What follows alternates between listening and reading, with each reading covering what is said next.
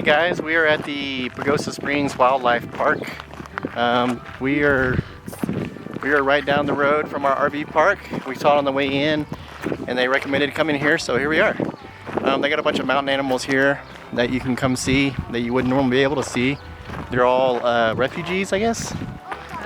Like rehabbed animals, or like animals that people kept as pets and then realized they couldn't have them. They're basically like animals that they didn't take like any from the wild or anything. They're just animals that other people had and rescued, or they thought that would be a good pet, realized that a bear wouldn't be a good pet. Yeah, but they make sure you know that like they didn't take these animals from the wild. Yeah, I think they had one case and it was like an injured animal. Yeah, these are all animals that otherwise wouldn't be able to make it, so they're here for our enjoyment. I love they this can fox. It's having the time of its life over be here. taken care of. So let's see what we can see.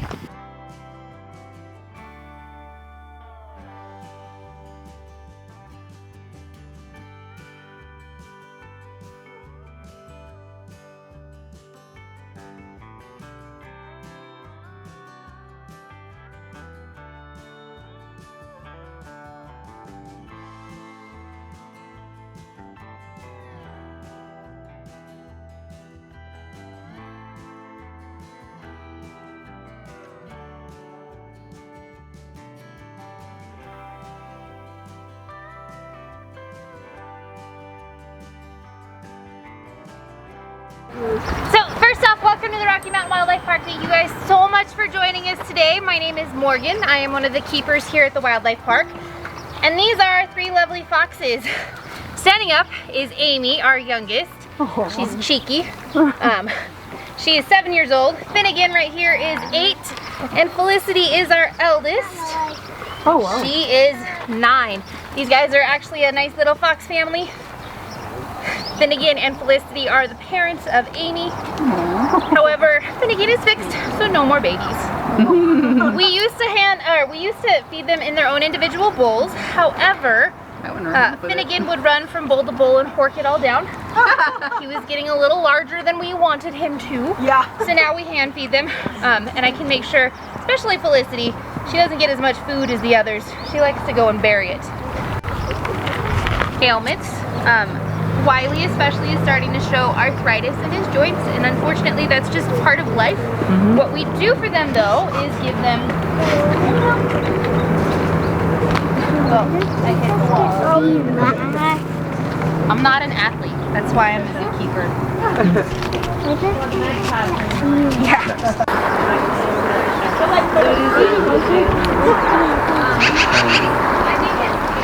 I know, they're like, I want food, but just thunder.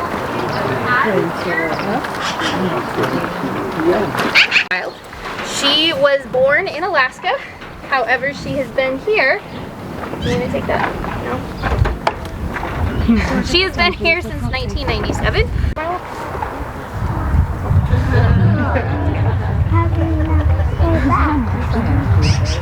Unfortunately, brown bear like Princess are extirpated or locally extinct here in Colorado. We have not seen them, just that kind of stuff. Whether she hibernates or not, completely up to Princess. I cannot make her do anything. I can encourage that. That being said, they will pop up every once in a while. A lot of times they'll eat snow to get that hydration, but they don't generally eat. Everybody's lives here a little bit better as they get older. My boss is Paul and said we have this grizzly bear cub whose mother was killed being a nuisance bear. Her option is you guys or euthanization, which is beautiful. To do that, there are times that she gets feisty though, and she puffs up and then does circles. That's cool. And we usually do that.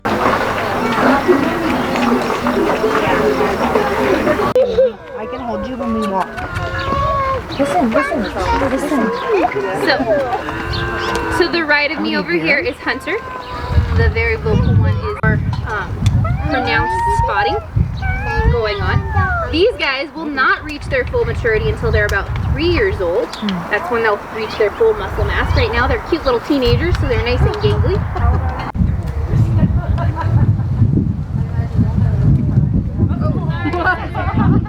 Dang it. Like I said, not an athlete. Get the next couple ones over there.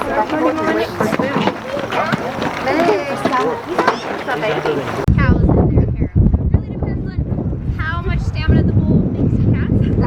Here in Colorado, we have the... Will you go up for a marshmallow? And yes. Sunny, will you go up for a marshmallow? Up, up. Maybe. Too much work. Which one's which? Matter versus meat. They are starting to branch out. When we first got them, they would only eat hot dogs, which is not a healthy diet at all. However, they are give them like corn on the cob, dog food, peaches, nectarines, but I try to get them out of that like pacing mentality. What do you think about this place so far? You get to see some unique mountain animals. Yeah? Typically don't have these at zoos. We don't normally see these, right? No. That is where he came from. Wow. They have been domesticated though for roughly 2,000 years. So they are popular in the meat industry now. That being said, Bucky is a trained pack yak, so he will never end up on the dinner plate. If you do not end up eating a yak, they've been known to live anywhere between 15 to 20-ish years, give or take. Bucky here is 11. He may be small, but he is a tenacious little bugger. Ready? Drop it now. Mountain lions off of your sheep as well as goats. And he's about 27. Any questions about our yak and donkey? Man, they got some really neat animals here, stuff we don't normally see where we live in southeast Texas, so it's kind of cool to see these animals up and close. A lot of these it's sad that they're not in the wild, but understand, at least they get to live a good life here. Some of these have been acquired from rescues and those kind of things, like we said earlier, so pretty cool to see a yak, a donkey, grizzly bear. How many of you have seen a grizzly bear up close? Probably not many of you, so that part's pretty cool. See your little face?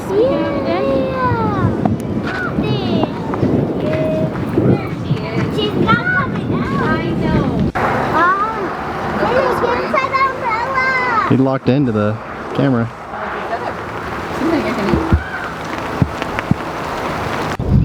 So as you can probably hear, it is starting to rain, so we're kind of scooting along the tour here. The mountain lion, just like most of the animals here, they're just like kind of domestic animals a little bit. When it's thundering and threatening to rain, they don't want to be out. She's like a sassy house cat. Like, you're not going to make it do anything it doesn't want to do. That's right. So I tried to get the best footage I could of the mountain lion. I think that would have been the peak of the tour here, but you know. No, the bears. The grizzly was a little lazy. I mean, they don't have to like work for their food or anything. I'd be lazy too. Yeah, it's true. But the mountain lion was pretty cool. You can tell it was a very beautiful cat, even though all we got was the front of it there. So I think we got one more animal, an emu, to kind of check out, and then we'll check out the inside of the place, and that'll be it. Lana's like my pack lady. She's got my lenses and All the things. camera crew. Water bottles. Just want to capture the animals. Yeah. Miles per hour. And if you ever have the opportunity, look up the baby emu videos because they are hilarious and adorable. The females are not maternal whatsoever. Out in the wild, a male can have up to 3 females. Whatever their numbers increase too much, we usually have. Oh my gosh, is that a waterfall? Green, purple. You got really neat stuff on the inside. That's the guy that we could have saw outside, but didn't really care for the rain too much. That's what I was just telling the audience. That's what it looked like.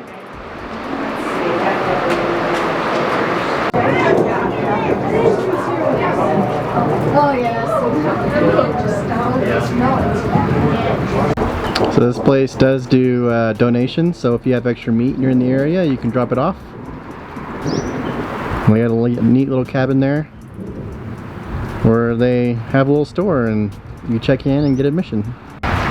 So that's pretty much it for that place. It's pretty neat. I'm sure they have a way where you can donate because all these animals are rescues and stuff. Yeah, you can like sponsor an animal and they'll send you like a picture of it and stuff. Yeah, obviously a $12 admission isn't gonna feed all their animals Not because the kind of food they're eating. the grizzlies, I think she said in the height of the year, they'll eat 3 5-gallon buckets a day, like 36,000 calories. That's a lot. So obviously the price of admission isn't gonna cover everything that the animals need. They eat a crazy amount of food, and this park heavily depends on your donations, food donations, money donations, etc. All these animals are incredible animals in the wild and just had a bad circumstance where they had to be put into captivity so they could survive. And this park is doing a really good thing by trying to help them do that and could really use your help. So if you're feeling so inclined, feel free to go to their website and find where you can donate and help them out. Well, we're downtown Pagosa Springs. I haven't used my phone because I forgot my camera. But we're gonna go try a place called Kip's. We really didn't feel like cooking tonight, so we're gonna try a very popular restaurant. I think Kip's is probably one of the more popular ones here in Pagosa Springs. And the wait for it really shows, so.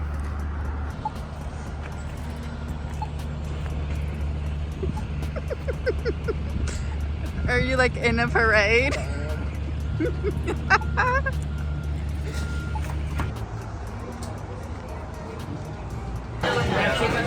Starting off with some nachos. Nachos. Or I'm sorry, Queso. queso.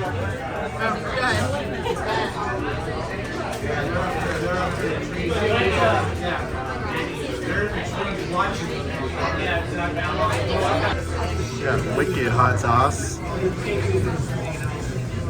Got medium jalapeno, and then this one is like a, what'd you say this was? Yogurt, sour cream. Oh yeah, it says it on there. Looks good. Oh Lord.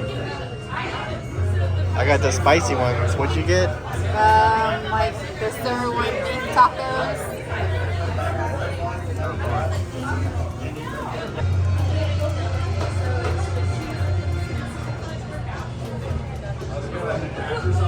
Good? And try their cream. Yeah, this is the one kind of.